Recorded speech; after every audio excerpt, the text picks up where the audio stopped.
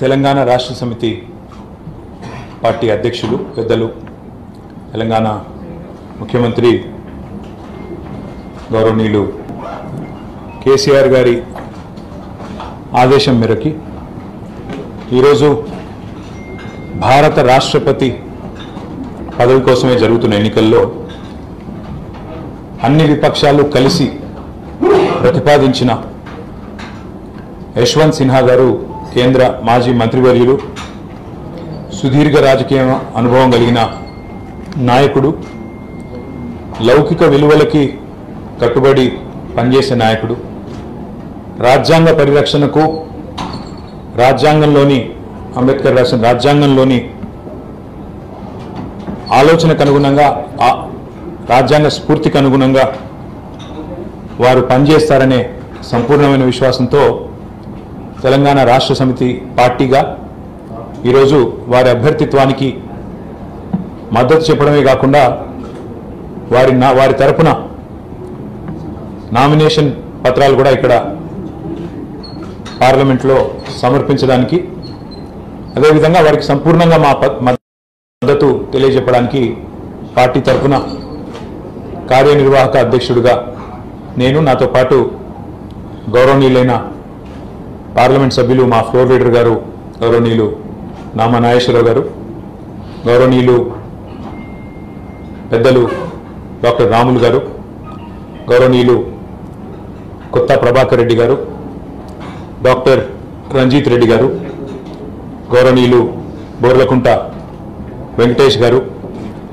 గౌరవనీయులు రాజ్యసభ సభ్యులు వద్దిరాజు రవిచంద్ర గారు, మా గౌరవ విప్ గారు పార్లమెంట్లో బీబీ పాటిల్ గారు, అందరం కూడా కలిసి వారికి సంపూర్ణమైన మద్దతు, సంపూర్ణమైన సంఘీభావాన్ని మా పార్టీ తరఫున తెలియజేసి వారిని హైదరాబాద్ కూడా రావాలని ఆహ్వానించడం జరిగింది. హైదరాబాద్లో కూడా తప్పకుండా వారు వచ్చినప్పుడు ఓటర్లుగా ఎవరైతే ఉన్నారో పార్లమెంట్ సభ్యులు కానీ శాసనసభ్యులు కానీ వారందరితో కూడా సమావేశం ఏర్పాటు చేసి వారికి సంపూర్ణంగా మద్దతు చెప్తామని చెప్పి కూడా తెలియజేయడం జరిగింది. ఈరోజు ఈ నిర్ణయం తీసుకోవడం వెనుక ప్రధానమైన కారణం ఏమంటే, ఈరోజు భారతదేశంలో ప్రస్తుతం నెలకొనున్న రాజకీయ పరిస్థితుల్లో కేంద్ర ప్రభుత్వం ఒక నియంతలాగా నిరంకుశమైన విధానాలతో గత 8 సంవత్సరాల్లో నరేంద్ర మోడీ గారి ప్రభుత్వం వచ్చిన తర్వాత అప్రజాస్వామికంగా వారు చేస్తున్న అన్యాయాల పరంపర హద్దు అదుపు లేకుండా సాగుతూ ఉంది. చూస్తూ ఉన్నాం మనం ఇప్పటికి దాదాపుగా 8 రాష్ట్ర ప్రభుత్వాలని అక్కడ వారికి మెజారిటీ లేకపోయినా తలకిందులు చేసి ప్రజాస్వామ్యాన్ని అపహాస్యం చేసే విధంగా ఈరోజు వారు బరి తెగిస్తున్న వైనాన్ని కూడా చూస్తూ ఉన్నాం. ఈ 8 సంవత్సరాల్లో ప్రజాస్వామ్యాన్ని అపహాస్యం చేయడానికి వారు ఏ ఒక్క అవకాశాన్ని కూడా వదులుకోలేదు. రాజ్యాంగబద్ధంగా ఉండే సంస్థలన్నింటినీ తమ గుప్పిట్లో పెట్టుకొని విపక్షాల మీద వేట కుక్కల్లాగా వాటిని ఉసిగొల్పి రాజకీయ ప్రయోజనాలు నెరవేర్చుకునేదానికే వారు పనిచేస్తున్న వైనం ఏదైతే ఉందో తప్పకుండా దాన్ని తిరస్కరించవలసిన బాధ్యత ప్రజాస్వామ్యాన్ని నమ్మే ఏ పార్టీకైనా ఏ సంస్థకైనా తప్పకుండా ఉంటుంది. కాబట్టి భారతీయ జనతా పార్టీ ప్రతిపాదించిన అభ్యర్థిని నిర్ద్వందంగా తిరస్కరిస్తూ ఖచ్చితంగా ఎవరైతే ఈరోజు ఆ పార్టీ అభ్యర్థిని ఓడించడానికి అన్ని విపక్షాలు కూడా కలిసి ముందుకొచ్చిన సందర్భంగా తప్పకుండా భారతీయ జనతా పార్టీ తీసుకున్న నిర్ణయానికి వ్యతిరేకంగా, వారి నిరంకుశ విధానానికి వ్యతిరేకంగా, అప్రజాస్వామిక వైఖరికి వ్యతిరేకంగా, రాజ్యాంగాన్ని తుంగలోదొక్కుతున్న వైనానికి వ్యతిరేకంగా, ఈ దేశంలో అంబేద్కర్ రాసిన రాజ్యాంగాన్ని కాలరాసి నరేంద్ర మోడీ రాజ్యాంగాన్ని నడుపుతున్నందుకు వ్యతిరేకంగా, మరి రాజ్యాంగంలో ఉండే అత్యున్నతమైన పదవి రాష్ట్రపతి పదవి కాబట్టి ఆ పదవికి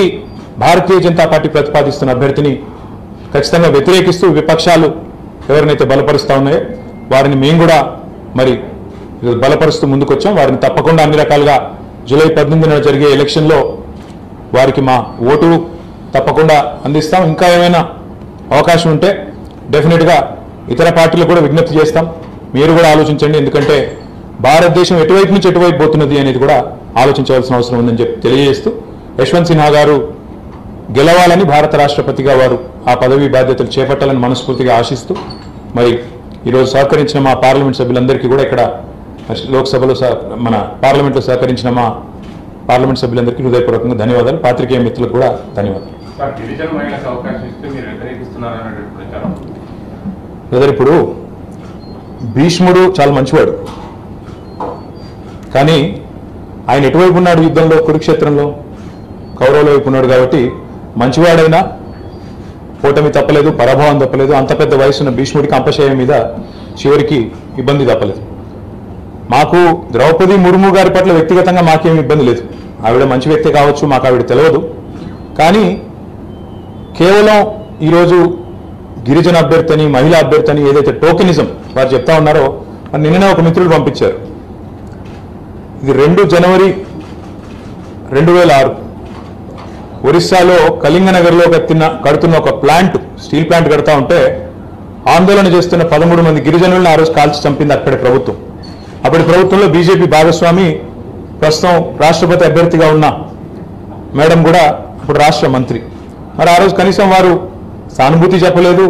ఆ రోజు కనీసం ముందుకొచ్చి మా గిరిజనులకు అన్యాయం జరిగిందని మాట్లాడలేదు. నేను ఒకటే అడుగుతా ఉన్న, భారతీయ జనతా పార్టీకి నిజంగానే గిరిజనుల మీద ప్రేమ ఉంటే తెలంగాణ రాష్ట్ర శాసనసభలో మేమందరం కూడా పాస్ చేసి పంపించాం. ఏమని? రాష్ట్ర శాసనసభలో ఏకగ్రీవ తీర్మానం చేసినాం. మా రాష్ట్రం ఏర్పడ్డ తర్వాత గిరిజనుల శాతం, జనాభా శాతం పెరిగింది. రిజర్వేషన్లు జనాభా దామాషాకు అనుగుణంగా షెడ్యూల్డ్ తెగలు ఏవైతే కాన్స్టిట్యూషన్లో పొందుపరచబడ్డ షెడ్యూల్ ప్రకారమే వారు అర్హులు, దయచేసి పెంచండి అని మేము పంపించి ఇప్పటికి 4 సంవత్సరాలైంది. నిజంగా భారతీయ జనతా పార్టీకి గిరిజనుల మీద ప్రేమ ఉంటే ఈ పార్టీకి చేసి ఉండాలి. చేయలేదు. ఇప్పటిదాకా కూడా చేస్తారో చేయాలో కూడా చెప్పకుండా వారు దున్నపోతు మీద వానబడ్డట్టు కనీసం ఉలుకు పలుకు స్పందన ఏది లేదు. మా పార్లమెంట్ సభ్యులు ఒకసారి కాదు చాలాసార్లు లేవనెత్తినారు. మా వాళ్ళు ప్లకార్డులు పట్టుకుని పోడియంలోకి దూసుకుపోయి గొడవ కూడా చేసినారు. ఇప్పటి వరకు కనీసం ఉలుకు పలుకు స్పందన శూన్యం. తర్వాత ట్రైబల్ యూనివర్సిటీ పెడతామని చెప్పి వారు పునర్విభజన చట్టంలోనే మాటిచ్చారు. కానీ ఈ రోజు వరకు మళ్ళీ దానికి కూడా అతి లేదు, గతి లేదు. ఇది మాత్రమే కాదు, భారతీయ జనతా పార్టీకి, ఎన్డీఏ ప్రభుత్వానికి నిజంగానే గిరిజనుల మీద ప్రేమ ఉంటే తెలంగాణలోని 7 మండలాలు, మా ఖమ్మం జిల్లాలో 7 మండలాలు, అందులో గిరిజన జనాభా ఎక్కువ ఉండే మండలాలు, అవన్నీ తీసుకొని పోయి ఆనాడు పోలవరంలో ముంచినాడు ప్రేమ లేదా గిరిజనుల మీద? కాబట్టి నోరుతో నవ్వుతూ నోసలతో ఎక్కిరిచ్చే భారతీయ జనతా పార్టీ వైనం, వారి వ్యవహారం మా రాష్ట్రంలోని గిరిజనులకు తెలుసు, దేశంలోని గిరిజనులకు కూడా తెలుసు. కాబట్టి ఈరోజు వారు రాష్ట్రపతి అభ్యర్థిని అడ్డుపెట్టి ఏదో రాజకీయం చేస్తాం, దానివల్ల రాజకీయ లాభాపేక్షతో మేము ఏదో చేస్తున్నాం, దానికి విపక్షాలు కానీ మీడియా కానీ మరి వారు కూడా అందులో పడిపోతారనుకుంటే చాలా తప్పు. గిరిజనుల పట్ల నిజంగా భారతీయ జనతా పార్టీకి, ఎన్డీఏ ప్రభుత్వానికి చిత్తశుద్ధి ఉంటే వెంటనే ట్రైబల్ యూనివర్సిటీ ఏర్పాటు చేయాలి.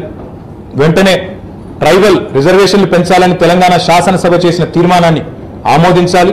దాంతోపాటు మా 7 మండలాలు మాకు తిరిగిమ్మని కూడా నేను వారికి నిజంగా చిత్తశుద్ధి ఉంటే ఆ పని కూడా చేయాలని ఖమ్మం జిల్లా గిరిజనుల తప్పని డిమాండ్ చేస్తాం.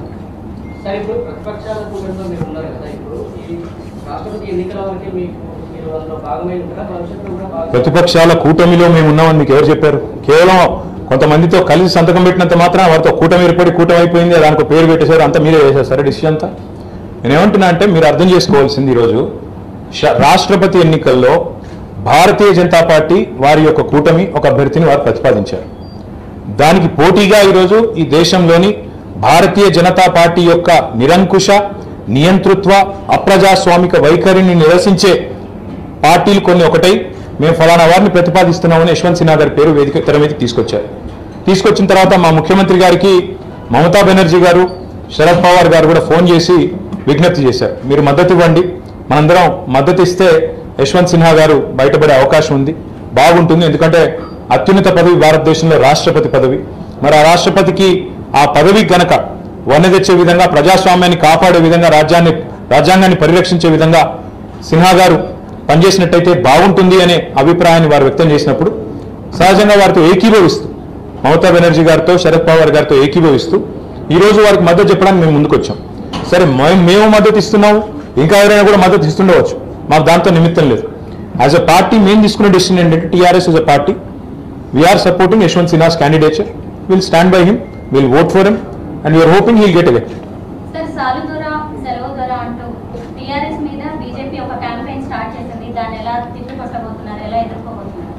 రాజకీయ భావదారిద్ర్యం అని ఒకటి ఉంటుందమ్మా. రాజకీయ భావదారిద్ర్యానికి ప్రతీక ఏంటంటే బీజేపీ చేసే చిల్లర రాజకీయం.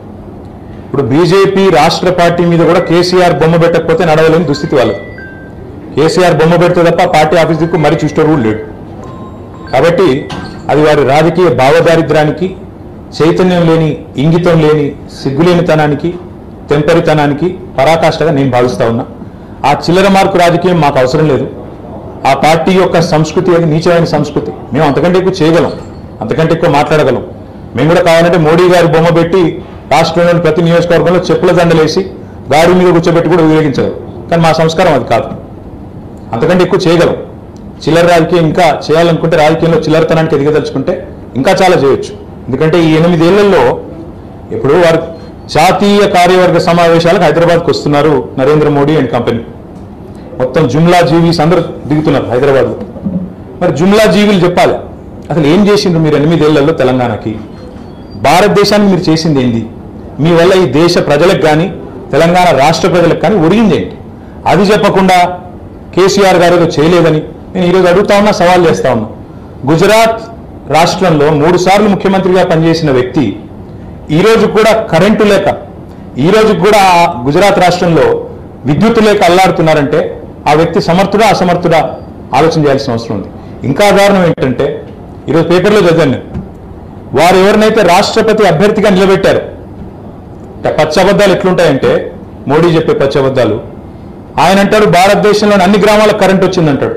ఇవాళ పేపర్లో ఉంది, కావాలంటే చూడండి మీరు.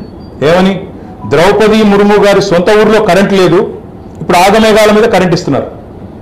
పచ్చి అబద్ధాలు, జుమ్లాలు, లేకపోతే హమ్లాలు, వీటి మీద ఆధారపడే జుమ్లా జీవులు, వాళ్ళ గురించి పెద్దగా పట్టించుకోవడం కానీ ఇంకోటి కానీ అవసరం లేదు. వస్తారు పోతారు, పొలిటికల్ టూరిస్టులు తెలంగాణకు బోలెడు మంది వస్తున్నారు పోతున్నారు, మాకు అభ్యంతరం లేదు. కానీ రాజకీయాల్లో సంస్కారవంతమైన అర్థవంతమైన విమర్శలు ఉండాలి. ఈ టైప్లో మాట్లాడితే డెఫినెట్గా మాకు దానికంటే 10 రెట్లు ఎక్కువ మాట్లాడే శక్తి ఉంది, సామర్థ్యం ఉంది. సందర్భం వచ్చినప్పుడు అవసరమైతే మాట్లాడాల్సి వస్తే మాట్లాడతాం. శిరీష్, ఒక మహారాష్ట్ర కాదు, మోడీ అనే వ్యక్తి ఈ దేశానికి ప్రధానమంత్రి అయిన తర్వాత అప్రజాస్వామికంగా రాజ్యాంగాన్ని తుంగలో దొక్కి ఇప్పటికీ 8 పైచిలుకు రాష్ట్రాల్లో, తాజాగా మీరు చూసినట్టయితే కర్ణాటక, మధ్యప్రదేశ్ అండ్ ఇప్పుడు కొత్తగా మహారాష్ట్ర, ఎక్కడ మెజారిటీ లేకపోయినా రాజ్యాంగాన్ని తుంగలో దొక్కి రకరకాలుగా రాజ్యాంగబద్ధమైన వ్యవస్థల్ని అదుపులో పెట్టుకొని, నియంత్రణలో పెట్టుకొని ఆయన చేస్తున్న వ్యవహారం, జరుగుతున్న కార్యక్రమాలు దేశం మొత్తం చూస్తూ ఉంది. బెదిరించి లొంగ తీసుకోవడం, అయితే జుమ్లా లేకపోతే హమ్లా, రెండిట్లో ఏదో ఒకటి. జుమ్లాలు నమ్మకపోతే హమ్లా, రకరకాల వ్యవస్థలు, సిబిఐ దాడులు, ఈడీ దాడులు, ఐటీ దాడులు, ఇంకో దాడి. గట్టిగా ఎవరైనా మాట్లాడితే వాళ్ళ మీద వేట కుక్కల్లాగా ఏజెన్సీలు నుసుగొల్పడం, వారిని వెంటాడి వేధించైనా సరే లొంగ తీసుకోవాలనే ఒక చిల్లర రాజకీయం. ఒక మహారాష్ట్ర కాదు బ్రదర్, దేశవ్యాప్తంగా ఈ 8 ఏళ్లలో ఎన్ని ప్రభుత్వాలని మీకు గుర్తుండాలి. ఆనాడు ఎన్టీ రామారావు గారిని 1984లో రామ్లాల్ అనే గవర్నర్ గారిని అడ్డం పెట్టుకుని ఇందిరాగాంధీ గారు కులదొస్తే ప్రజలు తిరగబడి నెల రోజుల లోపల మళ్ళీ పునఃప్రతిష్ఠ చేసుకున్నారు. ప్రతిదానికి ఒక టైం వస్తుంది. ఇవాళ నడుస్తుంది కాబట్టి నడుస్తుంది, అడిగేటోళ్ళు లేరు. మీ మీడియాలో కూడా చూపెట్టే దమ్ము లేకపోతే అన్యాయం ఏం చేసే పరిస్థితులు లేదు. అంటే మీ తప్పు కాదు, ఎందుకంటే మీ యాజమాన్యాలు అట్లున్నాయి, మీ తప్పు కాదండి. దమ్ము లేదు ఈరోజు మీడియాలో, దమ్ము లేదు. రాజ్యాంగబద్ధమైన వ్యవస్థల్లో ఇక అవి కూడా నేతి బీరకాయలు ఎంత నీతి ఉందో అక్కడ కూడా రాజ్యాంగం అంతే అమలు అవుతుంది, దురదృష్టం. కాబట్టి ఇట్లాంటి పరిస్థితుల్లో ఎప్పుడో ఒకప్పుడు ప్రజాస్వామ్యంలో ప్రజలు తిరగబడే రోజు వస్తుంది. అంబేద్కర్ రాసిన రాజ్యాంగం కాదు, మోడీ రాసిన రాజ్యాంగమే నడవాలి, మేము చెప్పినట్టే ఆడాలి దేశం అంతా అనుకుంటే ఎక్కడో దగ్గర తిరుగుబాటు వస్తుంది. బహుశా తెలంగాణ నుంచి స్టార్ట్ అవుతుందేమో మాకు తెలియదు. ఆ తెలంగాణ నుంచి ఆ తిరుగుబాటు, ఆ ధిక్కార స్వరం కేసీఆర్ గారి రూపంలోనో లేదా ఇంకో రూపంలోనో బయటకు వచ్చి మరి దేశం మొత్తాన్ని చైతన్యవంతం చేసే పరిస్థితి వస్తుందేమో చెప్పలేదు. 2 తారీఖులో జరిగేటువంటి జాతీయ కార్యవర్గ సమావేశాల వేదికగా తెలంగాణలో అన్ని రకాల మార్పులకి బీజేపీ శ్రీకారం చుట్టబోతోందని. అంటే ఈ మాట అంటే మళ్ళీ మీరు బాధపడతారు కానీ అడక్క తప్పదు. ఇక కొత్త వాళ్ళు మాట్లాడే భాషలోనే మేము కూడా చెప్పాల్సి వస్తుంది. ఫస్ట్ ఆఫ్ ఆల్ వచ్చే ముందు 8 ఏళ్లలో పీకిందేందో చెప్తే బాగుంటుంది కదా. ఈ 8 ఏళ్లలో తెలంగాణ కోసం మీకు పీకిందేంది, పీకి పందిరి వేసింది. ఒక పని చేసిందా? ట్రైబల్ యూనివర్సిటీ పెట్టిండా? ఎన్ని మాటలు చెప్పిండంటే ఆంధ్రప్రదేశ్ పునర్విభజన చట్టంలో బయ్యారం ఉక్కు కర్మాగారం ఇచ్చిండా? కాజీపేట కోచ్ ఫ్యాక్టరీ ఇచ్చిండా? ITIR అమలు చేసిండా? ఒక జాతీయ ప్రైవేట్ హోదా ఇచ్చిండా? ఒక నవోదయ పాఠశాల ఇచ్చిండా? ఒక మెడికల్ కాలేజ్ ఇచ్చిండా? ఒక ఐఐటి ఇచ్చిండా, ఒక ఐఐఎం ఇచ్చిండా, ఒక ఐసర్ ఇచ్చిండా, ఒక ఎన్ఐడి ఇచ్చిండా? ఏమి ఇచ్చిండు? రైల్వే లైన్లలో అన్యాయం చెప్తూ పోతే అన్యాయాల పరంపర ఈ 8 ఏళ్లలో కేంద్ర ప్రభుత్వ వైఖరి, వాళ్ళ డొల్లతనం. ఏం చేసిండు తెలంగాణకు? ఒక పని చేసింది చెప్పండి అయ్యా అంటే చెప్పడానికి ఏం లేదు. అందుకే సొల్లు పురాణం తప్ప చెప్పడానికి అన్ని పిచ్చి మాటలు, పనికిమాలిన మాటలు తప్ప ఏముంది అసలు చెప్పడానికి? లక్షల కోట్ల రూపాయలు నిధులు ఇస్తున్నాము, కేంద్ర ప్రభుత్వం నిధులు ఇవ్వకపోతే తెలంగాణ బతికే పరిస్థితి లేదు అని చెప్పండి. ఎవరి వల్ల ఎవరు బతుకుతున్నారో శిరీష్ మీరందరూ, సారీ అరుణ్ మీరందరూ బాగా అవగాహన ఉన్న వాళ్ళు. నా విజ్ఞప్తి మీతో, నేను ఢిల్లీ వేదికగా ఈరోజు చెప్తా ఉన్నా, ఇక్కడ ఉండే గొప్ప గొప్ప మంత్రులకు చెప్పండి, తెలంగాణ రాష్ట్రము, తెలంగాణ ప్రజలు గత 8 ఏళ్లలో పోయిన మార్చి 31 నాటికి మేము పన్నుల రూపంలో కేంద్రానికి కట్టింది 3,65,797 కోట్ల రూపాయలు. 3,65,797 కోట్ల రూపాయలు. తెలంగాణ ఈ దేశానికి ఎక్కువ ఇచ్చిందా? ఈ దేశం తెలంగాణకు ఎక్కువ ఇచ్చిందా? ఈ విషయంలో భారతీయ జనతా పార్టీ జాతీయ కార్యవర్గ సమావేశాలకు వస్తున్న వారి జాతీయ నాయకత్వానికి చిత్తశుద్ధి ఉంటే ఒక శ్వేతపత్రం ప్రచురించండి. ఎందుకంటే భారతీయ జనతా పార్టీ ఎక్కువ వాట్సాప్లలో ఉంటుంది, వాళ్ళ వ్యవహారం అంతా ఎక్కువ వాట్సాప్లు, ఫేస్బుక్లలో తిరుగుతుంది. కాబట్టి ఒక్కొక్కరు ఒక్కో నెంబర్ చెప్తా ఉన్నారు. ఒక భారతీయ జనతా పార్టీ ఎంపీ అంటాడు మేము 4 లక్షల కోట్లు ఇచ్చినామంటాడు, ఇంకొక ఆయన అంటాడు మేము 12 లక్షల కోట్లు ఇచ్చినామంటాడు. మరి ఎవరు ఎంత ఇచ్చిండ్రో నేను స్పష్టంగా చెప్తా ఉన్నా. మాకు ఉన్న సమాచారం, మా రాష్ట్ర ఆర్థిక శాఖ నుంచి ఉన్న సమాచారం ప్రకారం భారతదేశ మొత్తం అన్ని 28 రాష్ట్రాల్లో we're the 4th largest contributor to India's economy. మనం సైజు పరంగా చూసుకుంటే, జనాభా పరంగా చూసుకుంటే 12వ స్థానంలో ఉన్నాం, భౌగోళికంగా 11వ స్థానంలో ఉన్నాం జియోగ్రాఫికల్గా. But we are the 4th largest contributor to India's economy. మన వల్ల and this is according to RBI, నా సొంత కవిత్వం కాదు. మరి మన వల్ల ఈ దేశానికి మనం ఈరోజు గుజరాత్లో, ఉత్తరప్రదేశ్లో, బీహార్లో, ఇంకో చోట మధ్యప్రదేశ్లో అక్కడ తెలంగాణ సొమ్ములు అక్కడ ఖర్చు పెడుతున్నారు తప్ప వాళ్ళు మనకిచ్చింది ఏమీ లేదు. ఇన్ఫ్యాక్ట్ రూపాయి మనం కడితే మనకు వెనక్కి వస్తున్నది 46 పైసలు మాత్రమే, 54 పైసలు ఇతర ప్రాంతాల్లో ఖర్చు అవుతున్నాయి. కాబట్టి తెలంగాణకు రండి, వచ్చి తెలంగాణ ప్రజలకు ధన్యవాదాలు చెప్పండి, సల్యూట్ కొట్టండి. మీరు తెలంగాణ ప్రజలుగా మీరు కడుతున్న పనుల వల్ల జాతి నిర్మాణం జరుగుతూ ఉంది, జాతికి మేలు జరుగుతూ ఉందని చెప్పండి తప్ప చిల్లర మాటలు మాట్లాడితే పిచ్చి మాటలు, పిచ్చి ప్రేలాపనలు పేలితే డెఫినెట్గా మీకంటే ధీటుగా, మీకంటే గట్టిగా సమాధానం చెప్పే సత్తా తెలంగాణ ప్రభుత్వానికి, తెలంగాణ నాయకులకి ఉంది. కేంద్ర ప్రభుత్వ సంస్థల నుంచి ఇచ్చినటువంటి వేల కోట్ల రూపాయలు కాళేశ్వరం ప్రాజెక్టు, ఇతర ఒక పని చేయరాదారు, అవినీతికి పాల్పడ్డారు. ఒక పని చేయరాదారు. ఇక అప్పించిన ప్రతి ఒక్కరు నేనే గొప్పనని చెప్పి, ఇప్పుడు ఈ మోడీ గొప్పతనం ఏంటంటే వీధి వ్యాపారులకు అప్పిస్తాడు, అది కూడా గొప్పనైనట్టు అది కూడా అడ్వర్టైజ్మెంట్ వేసుకుంటాడు. ఇక అంతకంటే భావదారిద్ర్యం, అంతకంటే చండాలం ఇంకోటి ఉంటుందని నేను అనుకోను. ఇక అప్పించిన ప్రతి ఒక్కరంటే ఇక మరి వాళ్ళు ఏమంటారు, మనీ లెండర్స్ ఏమంటారు సార్ తెలుగులో? వడ్డీ వ్యాపారం. ఇక వడ్డీ వ్యాపారులు కూడా మేము ప్రకటనలు ఇచ్చుకుంటాం, మేమే గొప్పలం అంటే అంతకంటే దౌర్భాగ్యం ఉంటుందా? నా మాటల్లో ఒకటే, ఈరోజు మీరు అడుగుతా ఉన్నారు కదా, ఏదో వాళ్ళు ఏదో ఉద్ధరించారు, ఏదో చేశారు అని. నిజంగా వాళ్ళకి చిత్తశుద్ధి ఉంటే ప్రభుత్వంలో ఉండే ప్రతి ఒక్కరు కూడా వస్తూ ఉన్నారు కాబట్టి హైదరాబాద్కి ఓ శ్వేతపత్రం ప్రచురించండి. తెలంగాణకి ఏమి ఇచ్చామో ప్రచురించి చెప్పండి తెలంగాణ ప్రజలకి. మేము ఇంతవరకు 8 ఏళ్లలో తెలంగాణకి విద్యారంగంలో ఇంత ఇచ్చాము, వైద్యంలో ఇంత ఇచ్చినాము, గ్రామీణాభివృద్ధికి ఇంత ఇచ్చాము, తెలంగాణ మాకు ఇంత ఇచ్చింది, మేము ఇంత ఇచ్చాం, మీరు ఇచ్చిన దానికంటే మేమే ఎక్కువ ఇచ్చినాం అని మీరు కనుక రుజువు చేస్తే, తెలంగాణ ప్రజలు మీకు కట్టిన దానికంటే, తెలంగాణ ప్రజలు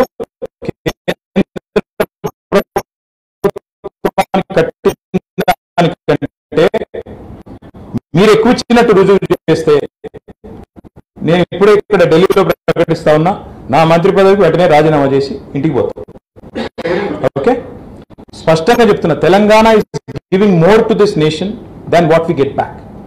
we are the 4th largest contributor to India's economy. Out of the 28 states, even though we are 11th largest geographically and 12th largest by population, we are the 4th largest contributor to India's economy. It's a matter of pride for us. We take a lot of pride and happiness in contributing to the growth of this nation. దానికి కూడా చిల్లరమల్లర మాట్లాడితే, వాట్సాప్లో పిచ్చి ప్రచారాలు చేస్తే తప్పకుండా దానికి ధీటుగా చెప్తూ దెబ్బ లాంటి సమాధానం చెప్పే సత్తా మాకుంది. తెలంగాణలో నియోజకవర్గ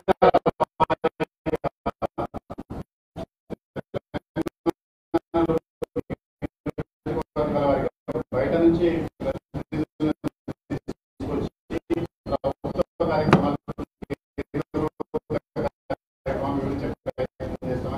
నియోజకవర్గానికి ఒక శిరీష్ గారు ఏమైనా చేస్తే చెప్పుకుంటారా? ఏం చేసిరో నువ్వన్నా చెప్పు, నాకు తెలియదు. వాళ్ళు చేసింది నేను ఇంతవరకు పీకింది అని చెప్పు. 8 ఏళ్లలో నరేంద్ర మోడీ అనే వ్యక్తి, ఆయన దద్దమ్మ గవర్నమెంట్ ఇంతవరకు చేసింది ఏంటి దేశానికి? ఇప్పుడు లాస్ట్ టర్మ్ కోవింద్ గారిని పెట్టినప్పుడు చెప్పారు,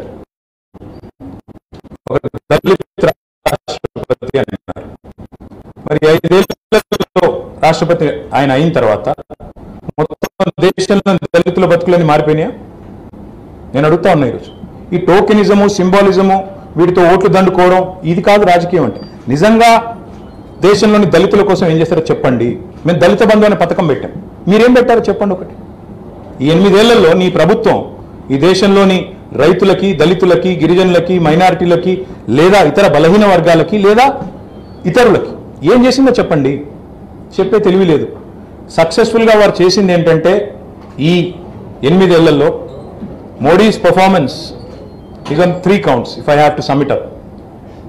If you look at the numbers, highest unemployment in the last 45 years, highest inflation in 30 years, and highest LPG price in the world. ఇది మోడీ గొప్పతనం. హైయెస్ట్ డెట్ తీసుకున్నారు. మళ్ళీ 1 లక్ష కోట్ల అప్పు చేశారు. ఒక కోటి లక్షల కోట్ల అప్ప 73 years దాటింది. అది కూడా దాటింది. వచ్చే మార్చి నాటికి అది 100 కోటి లక్షల కోట్లు. మరి ఆ నెంబర్లు కూడా అర్థం కావు మాకు. అని అంత అప్పు చేసి దేశాన్ని దివాలా తీసి ఏం చేసినవా అంటే చెప్పుకోవడానికి ఏమీ లేదు. డొల్ల మాటలు, సొల్లు పురాణం తప్ప ఏమీ లేదు. మళ్ళీ ఏమనంటే హిందూ ముస్లిం మసీదులు దౌదాం, హిందూ ముస్లిం, ఇండియా పాకిస్తాన్ బంగ్లాదేశ్, ఈ చిల్లర మాటలు తప్ప విషయం లేదు. విషయం తప్ప విషయం అయితే లేదు. విషయం జిమ్ముడు మాత్రం వచ్చు బాగా దండిగా. తెల్లారు లేస్తే హలాలు, హిజాబు, ఇంకోటి తప్ప మంచిగా మీనింగ్ఫుల్ పని, నిర్మాణ పరంగా ఫలానా చేశాం. నేను చెప్తాను ఇప్పుడు చెప్పమంటే, ప్రపంచంలో అతిపెద్ద ఇరిగేషన్ ప్రాజెక్ట్ కట్టింది తెలంగాణ. నువ్వు చెప్పు, ఒక ప్రాజెక్ట్ పెట్టినావా? ఇరిగేషన్ ప్రాజెక్ట్ పోలవరం పూర్తి చేసినావా? జాతీయ ప్రాజెక్ట్ హోదా ఇచ్చినావు కదా, పూర్తి చేసినావా? మరి ఏం ముఖం పెట్టుకొని వస్తున్నావు? 8 ఏళ్లలో తెలంగాణకి ఏం చేసావని వస్తున్నావు అంటే లేదు. ఏం చెప్తా మళ్ళీ కుటుంబ పాలన, అవినీతి, ఇలాంటి పిచ్చి మాటలు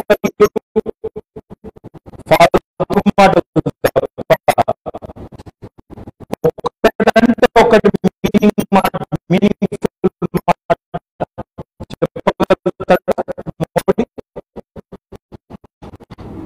ఏం చేసినావు తెలంగాణ కొట్టే? That is unfortunately the fact of it. ఇంకా ఒక మాట అడుగుతా ఉన్నాను నేను, దమ్ముంటే చెప్పు. శ్రీలంకలో అక్కడి మంత్రి చెప్తా ఉన్నాడు స్వయంగా. శ్రీలంకలో అక్కడి ప్రభుత్వంలోని మంత్రి చెప్తున్నాడు, నువ్వు ఒత్తిడి చేసి అదానికి అక్కడ విద్యుత్ పవర్ ప్రాజెక్ట్ 6,000 కోట్లు తెప్పించావని చెప్తున్నాడు. ఎందుకు మాట్లాడు? ఎందుకు అడగదు మీడియా? ధైర్యం సరిపోవట్లేదా? మీడియా అడగదు, ప్రధానమంత్రి చెప్పడు, విచారణ చేసేటోడు చేయడు. ఇది దేశం ఇది. అందుకే అంటున్నా, రాజ్యాంగం అంబేద్కర్ది నడుస్తలేదు, నరేంద్ర మోడీ రాజ్యాంగం నడుస్తుంది. ఆయన ఆటలు సాగుతున్నాయి, ఎందుకంటే అడిగేటోడు లేడు. కాబట్టే డెఫినెట్గా ఈరోజు అట్లాంటి అప్రజాస్వామికమైన నియంతృత్వ నిరంకుశ పోకడలకు వ్యతిరేకంగా గొంతు విప్పాలి, ధిక్కారం వినబడాలి. తెలంగాణ నుంచే ఆ తిరుగుబాటు మొదలవుద్దని నేను ఆశిస్తాను. తినబోతూ రుచులు అడగకూడదు, టైం వస్తుంది, ప్రతిదానికి టైం వస్తుంది. ఈరోజు I think the focus should be on Yashwant Sinha and his candidature. We're delighted to be supporting him and I'm sure he'll do well and hopefully he'll win and restore the faith in constitutional institutions of this country. पायल कुछ पूछना है अंग्रेजी में? मेहता जी कुछ पूछना है? अंग्रेजी में पूछो या हिंदी में पूछो ताकि मैं बोलूं. और हमारे भाई लोग पूरे तेलुगु में पूछ रहे हैं. So why has the TRS party decided not to support a candidate who is a woman or tribal and at the same time be on the same page as a Congress party that you oppose all the time? See, we don't believe in tokenism, Payal. Firstly, I think एक बात आपको मैं याद दिलाना चाहता हूँ. महाभारत में भीष्म पितामह थे तो अच्छे इंसान, बहुत अच्छे इंसान थे, बहुत अच्छे शख्स थे. बट थे वो कौरव के साथ, तो करे क्या? अच्छा होना ही ये क्वालिफिकेशन नहीं होता ना, किसने आपको प्रपोज किया वो भी तो जरूरी है। आज हिंदुस्तान में माहौल ये है कि हर कोई कॉन्स्टिट्यूशनल ऑफिस जो है उसकी पूरी तरह से आज अब्यूज किया जा रहा है, पूरी तरह से। तो इसीलिए हम ये चाहते हैं कि if you have to restore the faith of this great country in the constitutional offices, I think it's important that this kind of dictatorial attitude which is being exhibited by government of India and particularly Mr. Narendra Modi has to be challenged, has to be taken head on, and therefore we've decided that Mr. Yashwant Sinha, who is a learned man, who is a senior man, who is a former minister in Delhi here in government of India, is the apt person, and we believe that his candidature will be befitting. Because you have to remember, it's not about one individual. This election is not about individuals. And more importantly, before you came in, Payal, I was just telling my friends here, the BJP really has a lot of affection for tribals. मैं आपको याद दिलाना चाहता हूँ, 4 साल पहले Telangana assembly ने resolution pass किया यूनानिमसली कि हमारे ट्राइबल परसेंटेज पॉपुलेशन में इंक्रीज हो गया, हमारे रिजर्वेशन बढ़ाओ, जो कॉन्स्टिट्यूशनली एम्पावर्ड प्रोविजन है। आज तक 4 साल में उन्होंने हमारी जो रिक्वेस्ट है, रेजोल्यूशन है, उसका आज तक एक्सेप्ट नहीं किया उन्होंने। पार्लियामेंट में हमारे एमपीज लड़ रहे हैं, पर अनफॉर्चुनेटली जितना भी लड़ो, यहां पे जितना भी चिल्लाओ, जितना भी हल्ला करो, it falls on def years, firstly. Secondly, let me remind you, if the Bharatiya Janata party and NDA government is sincere in its love towards tribals, in the AP Reorganization Act, a specific promise was made to set up a tribal university in Telangana. And after 8 years, it has still not seen the light of the day. That shows, what they preach versus what they actually practice, the huge difference. And thirdly, let me also point out, 7 mandals, 7 blocks from Telangana with 90+% of tribal population were forcibly taken away by an ordinance by this NDA government and submerged rather, not merged, but submerged in Polavaram. Now this is their actual love towards tribals. So therefore, it is not about Ms. Marmu's candidature. It is more about the fact that she represents a party which is, heavily reliant on unconstitutional practices, which believes in abuse of constitutional machinery, and therefore we are vehemently opposed to that. Sir, Lakshmi from PTI. So in fact, she is governor of Jharkhand, and from JMM also initially wanted to support Yashwant Sinha, and now they decided to support the candidate. So Lakshmi ji? is there a wrong strategy of No, trust me, Lakshmi ji. What JMM decides, what somebody else decides is not up to me. What I can tell you is, for sure, this same person that you're talking about, Ms. Marmu, and I was telling these gentlemen before you walked in, when she was a minister in Orissa government, 13 tribals were killed in police firing. Did she tender resignation? Did she express grief? Did she do anything about it? So we don't believe in tokenism. We don't believe in optics for the sake of it. What that person stands for, what their track record is, I think that is also equally important. एक आदमी या एक lady कोई post में आने से पूरा the entire tribals का दुनिया या उनकी जिंदगी बदलेगी क्या? मैं पूछना चाहता हूं, 8 साल में बीजेपी ने ट्राइबल्स के लिए किया क्या? आप बताइए मुझे। कोई एक ऐसी प्रोग्राम है, कोई एक ऐसी चीज है बीजेपी ने किया which is emulation worthy?